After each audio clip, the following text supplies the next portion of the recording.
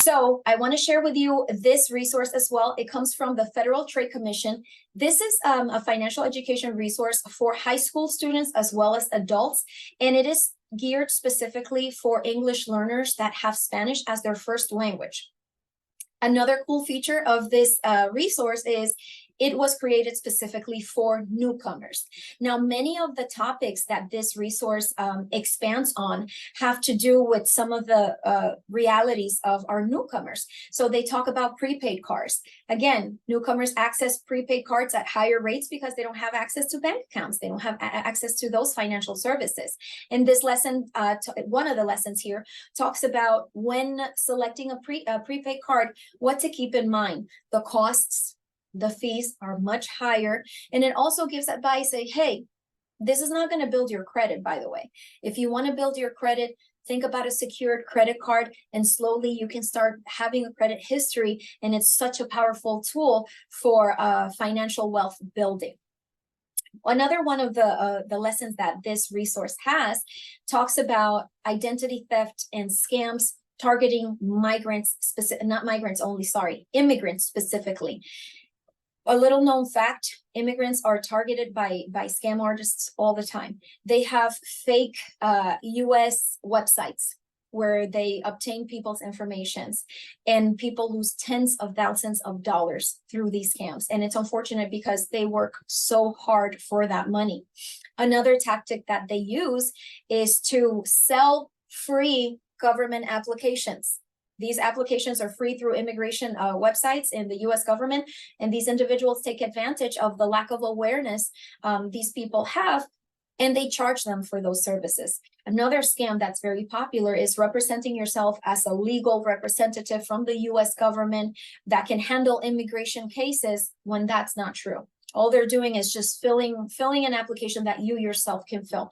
Again, it's a really sad situation, but it impacts thousands of immigrants, and they lose tens of thousands of dollars this way. So I just wanted to share, that's two of the lessons in this resource. There are many more. Please do check it out.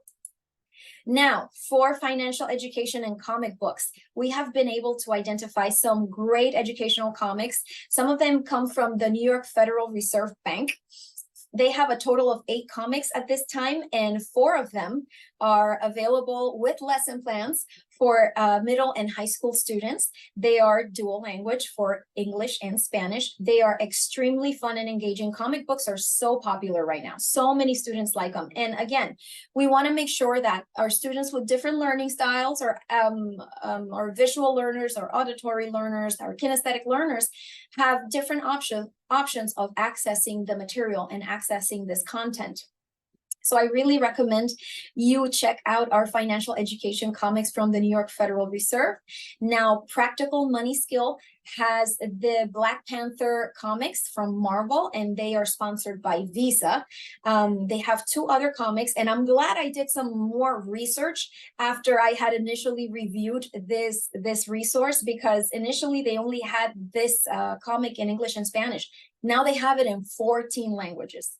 14 languages. I was impressed and awed by that. Very pleasant surprise.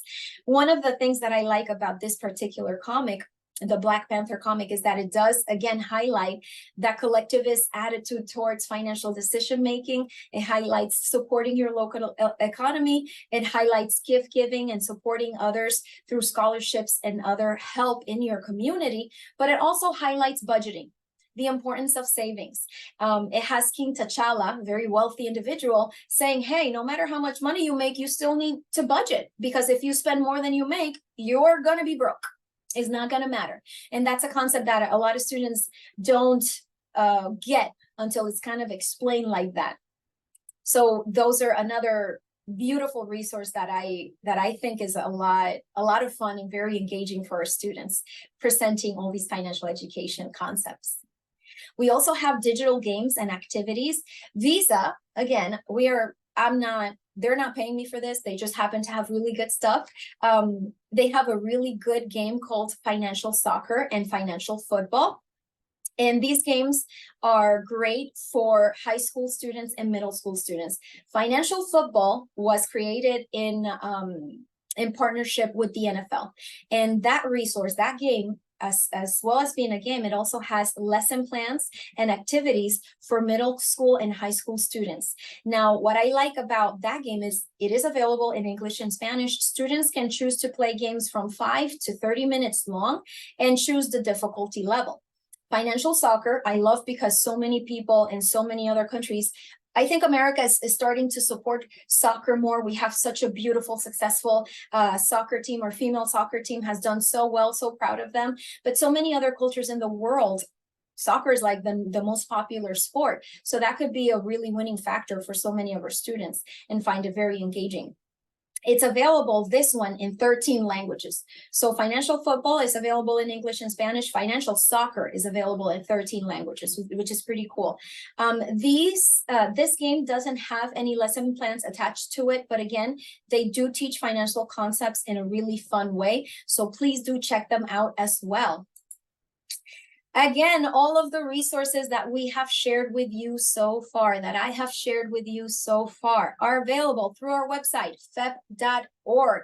Please check out our resources. Please check out our website. We are continuously adding new resources. We are continuously identifying high quality financial education resources for our students. And so our educators can have as wide a variety to choose from as possible. Okay, we're almost at the end. No, we are at the end. What is next for FEPPP? We have a social studies webinar that's going to be in November 15th, social studies and financial education in the K-5 space with cross-curricular opportunities on November 15th. We also have another webinar, November, again, very busy. FEPPP has been very busy on the month of November, and that is on buying a car and understanding loans for grades 6 through 9. So please join us, register for those. Thank you so much for joining me for this webinar today. I'm so glad you made time. If you have any questions, we have about 5-6 minutes. I want to honor your time. I didn't want to go over. I know I kind of rushed a little bit because I get excited about, I'm passionate about financial education. And I did rush a little bit. I apologize for that. But I wanted to make sure I had left some time for questions at the end. If any of you have any questions at this time that you want to pop in the chat, I'll be more than happy to answer them. If you want to just write me an email and have any more questions about resources, about how to support your students, anything to do with financial education, special populations, or culturally diverse students, how to be more inclusive, we're here to help. It's not just me. We have an amazing team, and everybody here is so supportive of educators. We're here to serve you. Thank you for the work that you do to support our students. Thank you so much. I'm just going to jump in with the final housekeeping. If you'd like the PowerPoint, you can go ahead and email me now, or you can wait until our post email will go out on Monday. That is where we will send you an information about our surveys. Also, you won't get the link to the PD Enroller for your clock hours until next week. We have to go in and add that registration into PD Enroller, and that will automatically generate the email to you. And thank you, Milady, so much. What a great job. I'm going to clap because I love, and every time I hear her. Thank you so much. You're so kind. Go ahead. Thank you, Brenda. Thank you, Kevin. Thank you, Amy. Thank you, Stacy. Thank you, Tracy.